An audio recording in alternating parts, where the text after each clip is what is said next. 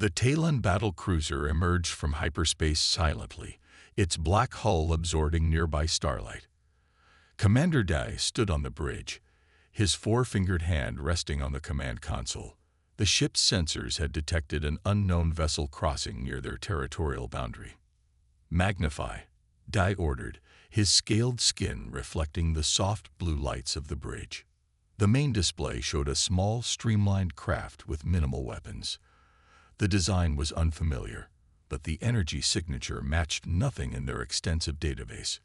"New species," announced Sewell, the science officer. "Designation unknown." Day nodded, his slitted pupils narrowing with interest. First contact situations were rare and typically brought honor to those who handled them well. "Scan for life forms." Sewell worked quickly, his long fingers dancing across the control panel. 12 life forms detected. Oxygen breathers. Carbon-based. He paused, studying the data. "Commander, these beings appear fragile." Da moved closer to the display. "Explain." "No natural armor. No claws. Weak musculature compared to our standards. Their skeletal structure would fracture under moderate pressure." A murmur of surprise rippled across the bridge. The Talon Empire had encountered many species, but most spacefaring races possessed natural defenses. Evolution typically favored the strong. "Weapon systems?" Dai asked. "Minimal. Their ship possesses defense shields and light weaponry only." Day smiled, revealing pointed teeth.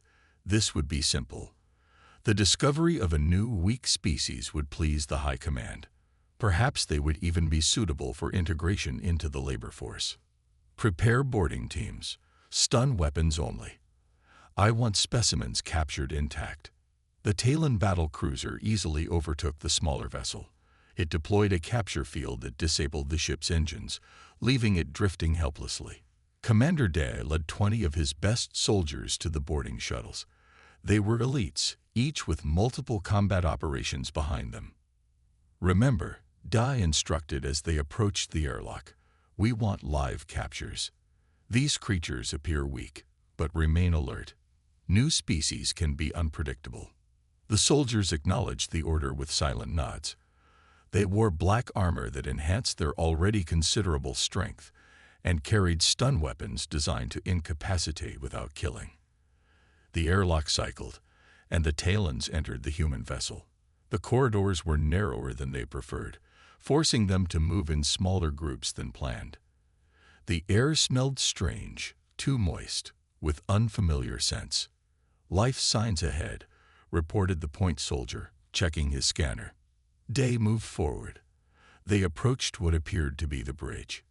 It was time to introduce these creatures to their new reality as subjects of the Talon Empire. "Reach now," he ordered. The doors slid open, and the Talons rushed in, weapons raised. Inside stood 6 beings, pink-skinned, soft-looking creatures without scales or natural protection. They were smaller than Talons, with rounded features and only 2 arms. They wore blue uniforms with unfamiliar insignia. For 1 second, the humans appeared shocked, frozen in place. Dad expected immediate surrender when faced with physically superior opponents. He was wrong. The moment of stillness shattered as the humans exploded into action.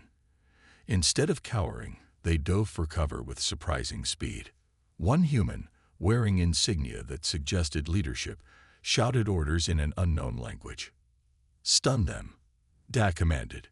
The Talons fired, but the humans moved with unexpected agility, making themselves difficult targets. One human female rolled across the floor, came up with a handheld weapon, and fired 3 precise shots. 3 Talon soldiers dropped to the ground, their nervous systems temporarily paralyzed. How? Da couldn't believe what he was seeing. These physically inferior beings were fighting back effectively. Another human leaped over a console, tackling a Talon soldier despite being half his size. Somehow, using leverage and technique rather than strength, the human flipped the soldier and rendered him unconscious with a precise strike to a vulnerable spot on the neck, a spot the human couldn't possibly know about. yet somehow targeted perfectly. "How are they this effective?" Dai shouted as another of his soldiers fell. The humans fought not as individuals, but as a coordinated unit. They called out to each other, adjusted their tactics, and seemed to anticipate the Talon's movements. One would draw fire while another attacked from the side. They used their environment, turning consoles and equipment into impromptu weapons and shields. The humans displayed patterns June found fascinating. They formed social hierarchies quickly, with Han naturally assuming leadership. They communicated constantly, not just with words, but with facial expressions and body positions. They displayed a wide range of emotions, shifting quickly between them in ways Talons found unpredictable. Most interestingly, they showed remarkable group cohesion. When guards threatened one human, others immediately responded, positioning themselves protectively, becoming more alert, communicating more intensely. They function almost as a single organism, June told Commander Dad during his visit to check on her progress. Their individual weaknesses are offset by their group dynamics. While studying the humans directly provided insights, June also analyzed the data cores from their ship. What she found disturbed her deeply. Human history was a catalog of warfare. Their planet had experienced conflicts involving millions of combatants. They had developed weapons of mass destruction and actually used them against each other. Their military technologies evolved at frightening speeds. They've survived nuclear exchanges. She asked Mick in disbelief as they reviewed the historical records. Multiple times, Mick confirmed, equally stunned. Their planet should be uninhabitable, yet they adapted and continued. Most spacefaring species had unified before developing advanced technologies. Violence was directed outward, not inward. But humans had somehow survived, despite turning their destructive capabilities upon themselves repeatedly. Meanwhile, Captain Han began subtly challenging his captors. He identified patterns in guard rotations and exploited them. He noted which guards responded to which provocations. He tested boundaries methodically. "The human captain is conducting psychological assessment of our security protocols," the chief guard reported to June. "Fascinating," she replied. "He's treating captivity as a combat situation, gathering intelligence." On the 10th day, June witnessed something that crystallized her understanding. A guard had been unnecessarily rough with the youngest human crew member. Later, when that same guard entered Han's cell alone, Han spoke to him calmly while moving in a seemingly casual pattern around the room. The guard, not recognizing the danger, was positioned perfectly when Han struck, a single precise blow that incapacitated without killing. The security system recorded everything. June studied the footage repeatedly. The human had analyzed the guard's weak points, manipulated his position psychologically, and struck with calculated efficiency. "It's not that they're stronger," she explained to Commander Day afterward. "It's that they think differently." She outlined her theory. Humans evolved as pack hunters on a hostile planet. Not the strongest or fastest predators, they survived through cooperation, communication, and strategy. Their history of fighting each other had honed these abilities to deadly precision. They improvise constantly. They read patterns. They communicate in layers we don't fully grasp, she continued. And they form bonds quickly, fighting more effectively to protect group members. Commander Day nodded slowly, his earlier confusion giving way to concern. "Can they be controlled?" "I'm not certain," June admitted. "Their psychological traits make them adaptable in ways we aren't. They're constantly testing us, learning our patterns. Even in captivity, they're fighting, just not in ways we immediately recognize." As if to prove her point, that night 3 humans nearly escaped. They had crafted makeshift tools from materials no one thought could be weaponized, communicated a plan through subtle signals, and coordinated their actions perfectly. Only an equipment malfunction prevented their success. Studying the aftermath, Jun realized humans possessed something the Talons didn't understand, a combination of psychological traits that made them exceptional warriors despite their physical limitations. Their apparent weakness had blinded the Talons to their true danger. "We need to reconsider our approach," she told the High Command the next day. "These humans are not just specimens to study. They represent a species with unique combat capabilities we've never encountered before. Their danger doesn't lie in their strength, but in their minds." The Talon leaders looked skeptical, but June knew she was right. The humans were already fighting back. It was just happening in ways the Talons hadn't been trained to see. The grand chamber of the Talon High Command fell silent as Dr. June stepped forward. 7 military leaders sat at an elevated semicircular table, their scales gleaming under the bright lights. Commander Dai stood to one side, watching intently. June activated her presentation system, and a 3-dimensional image of Earth appeared, rotating slowly in the center of the room. "Honorable leaders," she began, her voice steady despite her nervousness. "I come before you with disturbing findings about the human species we recently encountered." The High Commander, an ancient Talon named Kor, leaned forward. "We understand they caused unexpected casualties. Explain why." June nodded. "To understand humans, we must first understand their homeworld." She magnified the Earth image. "This planet has extreme environmental variation. Burning deserts, frozen wastelands, dense jungles, vast oceans. Most importantly, it has exceptionally high biodiversity with numerous apex predators." She displayed images of Earth's predators, lions, bears, wolves, alongside ancient human ancestors. Unlike most sentient species who evolved with natural defenses, humans appear to have none. No claws, no fangs, minimal strength. Yet they rose to dominate their planet. How? June changed the display to show primitive humans hunting large animals. "Humans evolved as persistence predators who hunted by exhausting prey," she explained. "They can run for hours, tracking, planning, never stopping. While most predators rely on speed for short chases, humans simply never gave up. They would follow prey until it collapsed from exhaustion." One of the military leaders scoffed. "This doesn't explain their combat effectiveness against trained soldiers." "Please allow me to continue," June said. "This evolutionary history created 3 critical traits." She displayed brain scans of human subjects.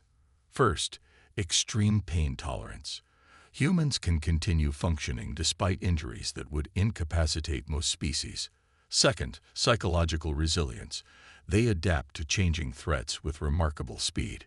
Third, pack hunting instincts that evolved into complex social structures and tactical thinking. Commander Dai stepped forward. "I witnessed these traits firsthand. They fought as a coordinated unit, adapting to our superior strength by using leverage and targeting vulnerable points they shouldn't have been able to identify so quickly." June nodded thanks for his support. "But there's something more disturbing."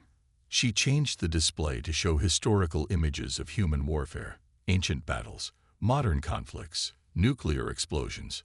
Humans are the only known species to have nearly exterminated themselves multiple times through warfare, yet always recovered. Their entire history is a cycle of increasingly destructive conflicts followed by rebuilding. The chamber erupted in murmurs. High Commander Kor raised a hand for silence. "Are you suggesting," he asked slowly, "that humans have been shaped by their own self-destructive tendencies?" "Precisely," Jun replied. "While most species unify before achieving space travel, humans reached technological sophistication while still engaged in constant warfare with themselves. Each conflict drove rapid technological advancement and refined their combat tactics." She displayed a final image, a diagram showing how human combat techniques had evolved over centuries. Their entire species has been refining the art of warfare for thousands of years. What we encountered wasn't just a crew. It was the product of an evolutionary and cultural history uniquely focused on combat effectiveness. Silence filled the chamber as the High Command absorbed this information. Finally, General Tak spoke. "If what you say is true, these humans represent a grave threat. Their homeworld must be located and neutralized before they spread further." Several leaders nodded in agreement, But Commander Dai stepped forward. "With respect, I see an opportunity. Our conflict with the Mrekti Empire grows more challenging. Humans could be valuable as mercenaries. Use these creatures as weapons," another leader asked incredulously. "We've used other species before," Dad argued. "None with these unique capabilities." High Commander Kor considered both positions. "Dr. Jun, what is your assessment of containment risk?" Jun hesitated. "High," she admitted. "Their adaptability and problem-solving skills make them difficult to contain long-term." "Then we must decide quickly," Kor concluded. "We will reconvene tomorrow to determine whether these humans represent a threat to be eliminated or an asset to be utilized." As the meeting disbanded, Jun returned to the research facility, troubled by the likely outcomes. Neither option felt right based on her growing understanding of humans. Meanwhile, in the containment area, Captain Han sat quietly on his sleeping platform, appearing to rest. In reality, his mind was working methodically through escape scenarios. The humans had been permitted limited interaction during exercise periods, enough for Han to communicate with his crew through subtle signals developed during their captivity. They had mapped guard rotations, identified surveillance blind spots, and studied Talon physiology for vulnerabilities. Most importantly, they had gathered materials. The supposedly safe padding in their cells could, when twisted properly, form surprisingly strong cords. The meal trays, while soft, contained a compound that became hard and sharp when dried near the cell's heating vent. Lin, their engineering specialist, had even managed to modify the light fixture in her cell to emit a frequency that interfered with the Talon's neural patterns briefly. Not enough to harm, but enough to confuse for crucial seconds. When the evening meal arrived, Han noted the guard was Sev, the most predictable of their captors. Han had deliberately established a pattern of asking questions about Talon culture during Sev's shifts, positioning himself precisely the same way each time. "Your species values honor, yes?" Han asked casually as Seb delivered the food tray. "Of course," Sev replied, standing exactly where Han had predicted he would. "On Earth, we have a greeting to show respect." Han demonstrated a slight bow. "Would you consider it respectful if I greeted Dr. Jun this way tomorrow?" As Sev considered this cultural question, Han's hand slipped beneath his sleeping platform, retrieving the hardened shard he prepared. One precise movement would render Sev unconscious, the first step in their escape plan. But Han hesitated. Through his conversations with Dr. Jun, he had begun to understand the Talons better. They weren't inherently malicious, just territorial and cautious. Dr. Jun, in particular, seemed to genuinely seek understanding, not domination. Han returned his hand to a visible position, empty. "Never mind. Different cultures, different customs. Thank you for the meal." Sev nodded and left, oblivious to how close he'd come to being the first casualty in the humans' escape. Later that night, Han communicated with his crew during the brief period when the surveillance system reset. Another pattern they'd identified. Through tapping code on the walls, he issued new instructions. "Hold escape plan. New approach. Trust me." Han had realized something crucial. This situation needed a strategic rather than tactical solution. Fighting their way out might work, but would confirm the Talons' worst fears about humanity's violent nature. If some Talon leaders already advocated for humanity's destruction, an escape marked by Talon casualties would only strengthen their position. Instead, Han would attempt something far more difficult than combat: diplomacy with an alien species that fundamentally misunderstood humans. As dawn approached on what might be humanity's Judgment Day, both Dr. Jun and Captain Han lay awake, each forming plans that would determine the fate of human-Talon relations. Neither knew that external events would soon force their hand, as another power had detected the human vessel's capture and was moving to investigate. The combat arena gleamed under bright lights, its circular floor marked with positioning indicators. Viewing screens surrounded the space, allowing the Talon observers to study every detail of the trials. Commander Dai stood beside Dr. Jun, arms crossed as they watched the preparations below. I don't agree with this decision, Jum said quietly. These tests won't show us anything my research hasn't already revealed. Day's expression remained stern. The High Command requires concrete evidence of human capabilities. Theoretical assessments aren't enough when deciding whether to eliminate a potential threat. Below, guards escorted Captain Han and 5 of his crew members into the arena. They wore simple gray clothing, their hands bound with energy restraints that would be deactivated when the trial began. Despite their situation, they maintained remarkable composure, eyes scanning the environment, noting exits and features. General Tak's voice boomed through the speakers. The first trial will pit the humans against Krell hunters. Release the restraints. The humans' bonds disappeared. Immediately, they formed a loose circle, backs toward each other. Han spoke quietly to his team, their faces becoming focused and alert. A door slid open on the far side of the arena. 3 Krell emerged, large, 4-legged predators with tough hides and powerful jaws.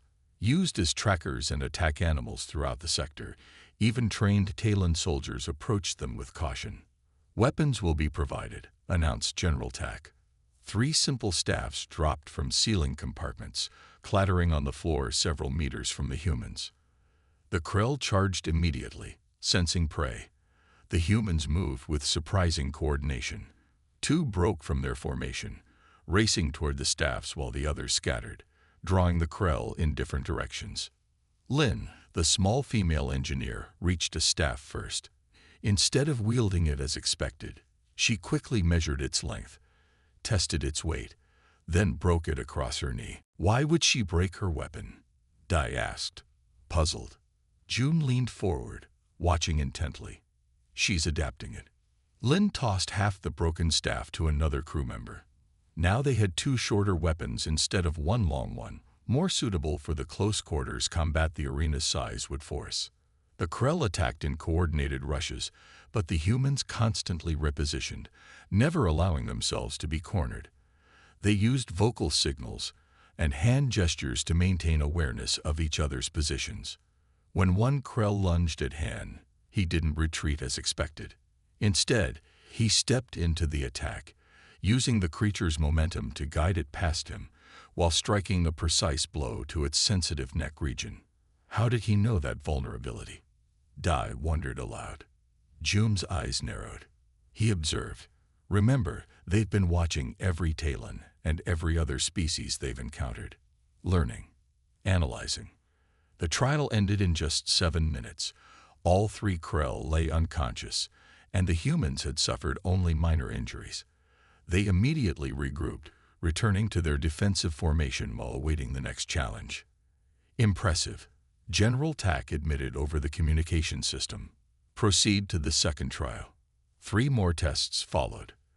The humans faced robotic combat drones, then a simulated environmental hazard, and finally a team of Mrekti prisoners, the Talon's longtime enemies.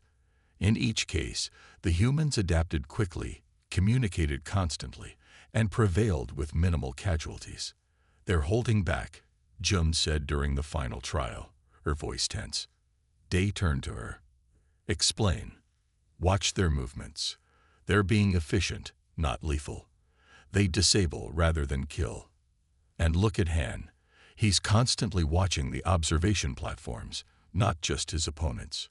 Day studied the human captain more carefully. Indeed, Han's eyes frequently flicked toward the Talon observers, assessing their reactions. They're studying us while we study them, she warned Da.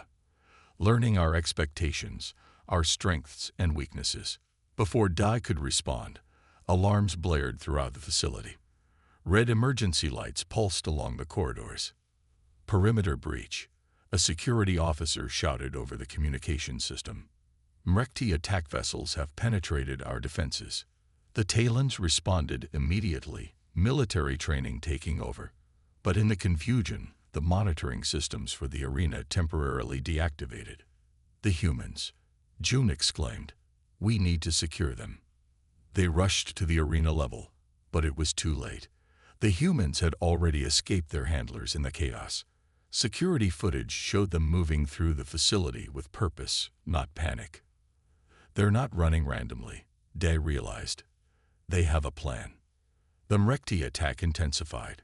Known for their brutality, they took no prisoners and showed no mercy.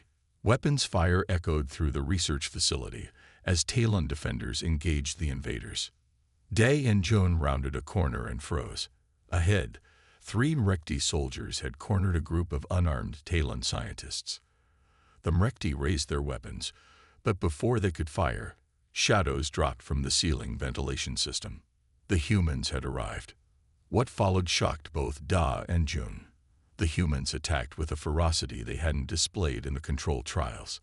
Han led the assault, moving with speed and precision that seemed impossible for his species.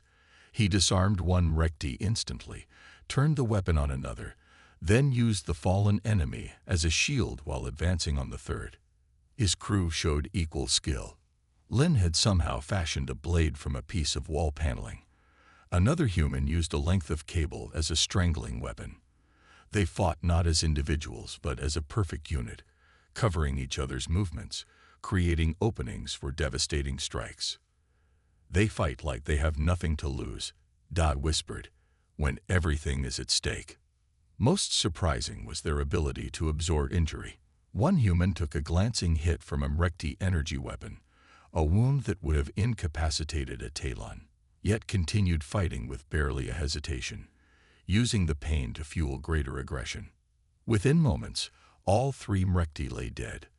The humans immediately checked on the Talon scientists, helping one who had been injured to safety. Han turned, suddenly aware of Dai and Jun watching.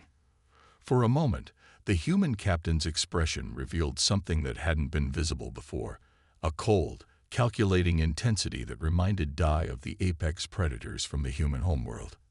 Then Han's features softened. Your people need help. We know this facility's layout.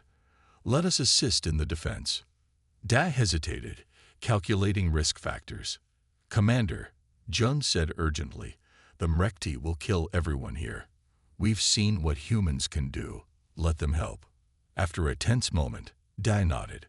Follow me to the armory. For the next hour, humans and Talons fought side by side against the Mrekti invaders. The humans demonstrated combat skills far beyond what they'd shown in the trials.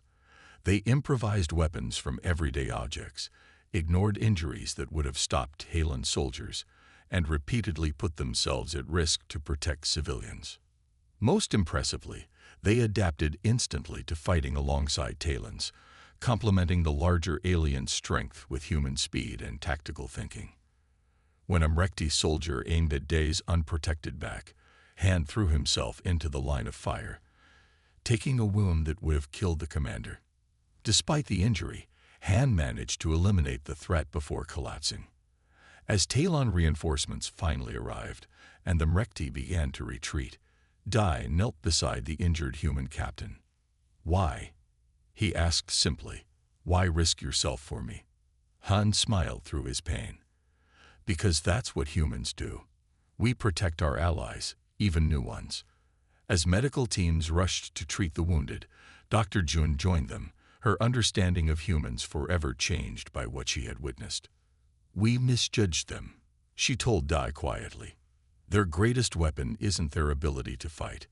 It's their willingness to sacrifice for others. The grand chamber of the Talon High Command had been hastily repaired after the Mrekti attack.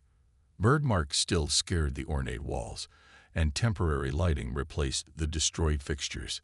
The 7 military leaders sat at their semicircular table, tension evident in their rigid postures.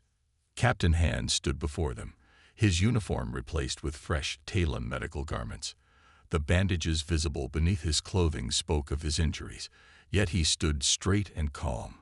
Dr. Jun and Commander Dai flanked him, an unusual arrangement that signaled their changed perspective. High Commander Kor spoke first. Captain Han of Earth, your actions during the Mrekti attack saved many Talon lives, including several High Command members. For this, we extend our formal gratitude. Han nodded respectfully. My crew and I did what was necessary. We don't abandon allies, even unexpected ones. Yet 3 days ago, we were considering whether your species represents a threat to galactic stability, another leader noted. How do you address those concerns? Han looked around the chamber, making eye contact with each leader. I request permission to speak freely about humanity, not as specimens to be studied, but as potential allies who wish to be understood. Kor nodded. Proceed. You've learned about our combat capabilities. Han began. You've seen our adaptability, our pain tolerance, our tactical thinking. Dr. Jun has explained our evolutionary history as persistence predators. All this is true. He paused, gathering his thoughts. But you've misunderstood our nature. We aren't naturally bloodthirsty, Han explained. We're cooperative survivors who developed warfare as a last resort. He gestured to the humans standing at the back of the chamber, his crew still bearing their own wounds from the battle. Look at my people. We come from different regions of Earth, with different physical appearances, different cultural backgrounds. Throughout our history, we've fought each other over these differences, but we've also learned to overcome them, to cooperate despite them. Han stepped closer to the high command table. Our deadliness comes from our unique evolutionary history combined with cultural transmission of combat knowledge. Every human soldier carries the lessons of thousands of years of warfare. But alongside that violence, we've developed equally powerful capacities for cooperation, empathy, and self-sacrifice. He turned to Dr. Jun. Your scientist recognized this. She saw that the same traits making us dangerous, our social bonds, our communication skills, our adaptability, also make us exceptional allies. The chamber fell silent as the Talon leaders considered his words. Finally, General Tak spoke. Your actions against the Mrekti support your claims. No species fights so fiercely for strangers unless cooperation is fundamental to their nature. What do you propose, human? Kor asked. A formal alliance between Earth and the Talon Empire. Han replied without hesitation. We offer our unique capabilities as partners, not subjects. In return, we ask for knowledge, technology, and peaceful exchange. The High Command members exchanged glances, silent communication passing between them. There are risks, one leader warned. There are always risks in first contact situations, Commander Day interjected. But consider the alternative, making enemies of a species that turns disadvantages into strengths and adapts to overcome superior forces. After further deliberation, Kor made his decision.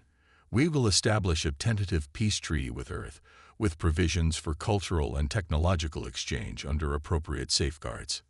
He fixed Han with an intense stare. But know this, Captain. We will be watching humanity's expansion carefully. Should your kind prove as dangerous as we initially feared, our response will be decisive. Han nodded. Fair enough. We ask only to be judged by our actions, not our potential for violence. The formalities concluded quickly. Within hours, arrangements were made to return the humans to their ship with supplies and repair materials. A Talon diplomatic vessel would escort them back to Earth to establish official contact. As preparations continued, Dr. Jun found Captain Han on an observation deck, watching the stars. Your wounds are healing well, she noted, joining him at the viewport. Human recovery, another adaptation from our dangerous world, he replied with a slight smile. How are you handling the shift from studying humans to helping forge an alliance with them? It's an adjustment, she admitted, but a fascinating one. I've been assigned as lead scientific liaison to Earth. You'll enjoy our planet, Han said.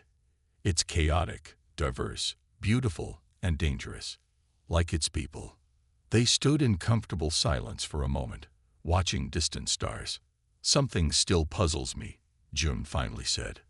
During the attack, your people risked yourselves repeatedly for Talons who had held you captive. One of your crew nearly died protecting children she'd never met. Why?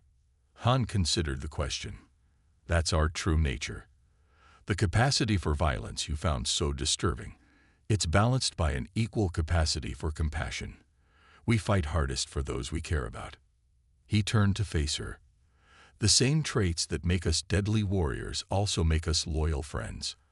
Our emotional intensity, our pack bonding, our ability to see others as part of our group. These drive both our warfare and our self-sacrifice. An interesting paradox, June observed. Not a paradox, a continuum. Our history isn't just warfare. It's also art, music, healing, exploration.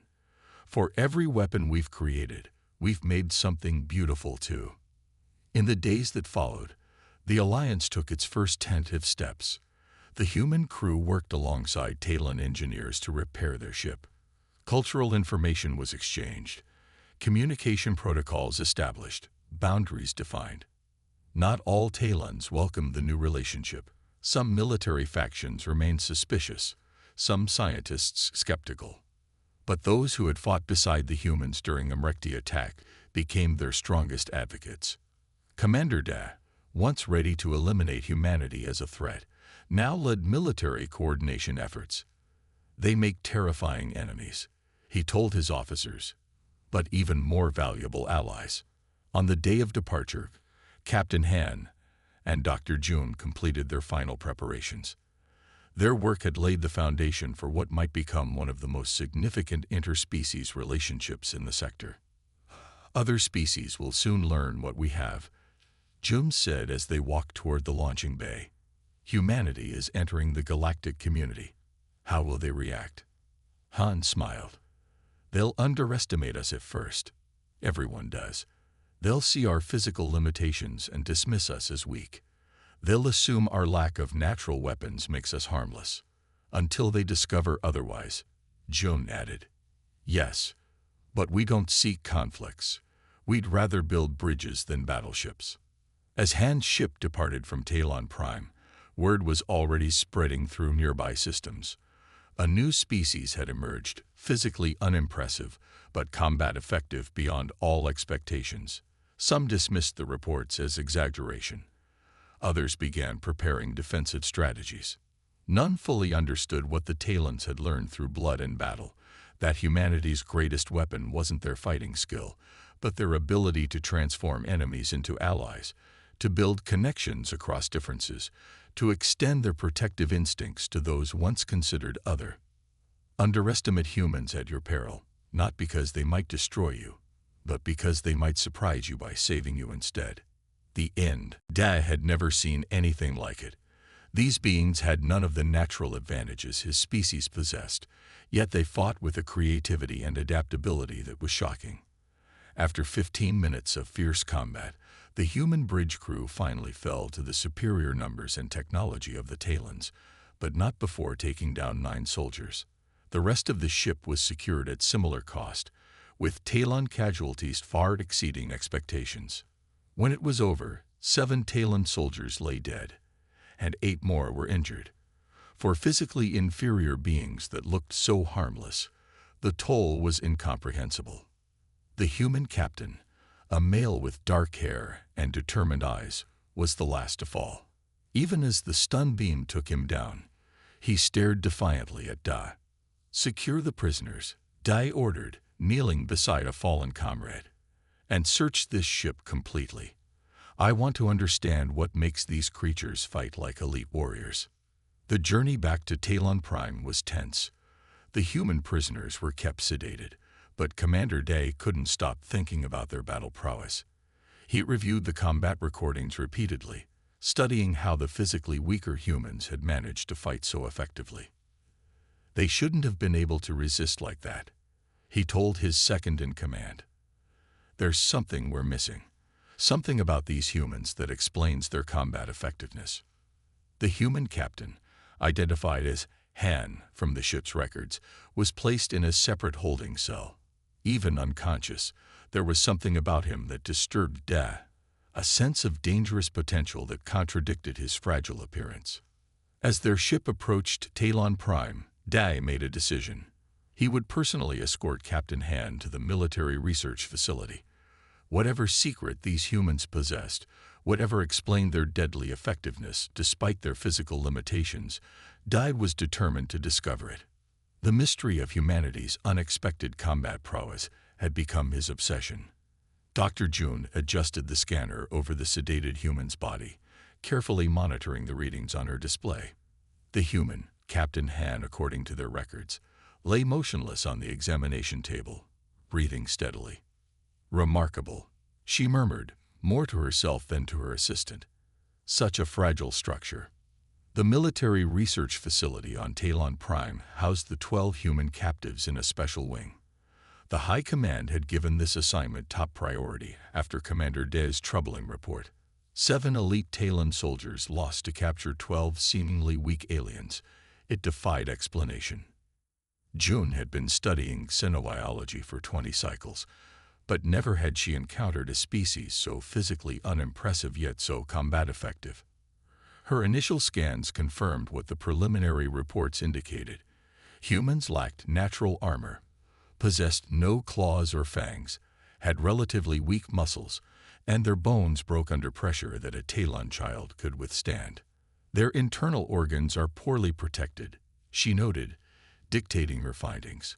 Vital systems exposed behind minimal bone caking, skin tears easily, vision limited to a narrow light spectrum, hearing range restricted. Her assistant, Mick, looked puzzled. "How did they manage to kill 7 of our soldiers?" June shook her head. "I don't know yet. Perhaps there's something on the cellular level." But deeper scans revealed nothing special. Their cellular regeneration was average, their immune response adequate but unremarkable. Their nervous system was complex but not uniquely so. "Wake this one," June ordered after completing her scans. "I need to observe conscious behavior." Mick administered the counter-sedative. Slowly, Captain Han's eyes opened. Unlike Talon's vertical pupils, human eyes had round dark centers surrounded by colored rings. In Han's case, a deep brown. Han blinked, oriented himself, then immediately tried to sit up. The restraints held him firmly. "Where are my people?" were his first words, translated by the language interpreter they had programmed using the human ship's computers. June found this significant. Not "where am I?" or "what will happen to me?" but concern for his group. "Your crew members are unharmed," she answered. "I am Dr. June, Chief Xenobiologist. I have questions for you." Han's eyes narrowed. "I have questions too. Like why you attacked a peaceful exploration vessel." "You crossed into Talon space," June replied simply. "Now, I need to understand your species better." Over the next 4 days, June interviewed Han and observed the other humans. They were permitted to interact in a common area for 2 hours daily, which provided valuable behavioral data.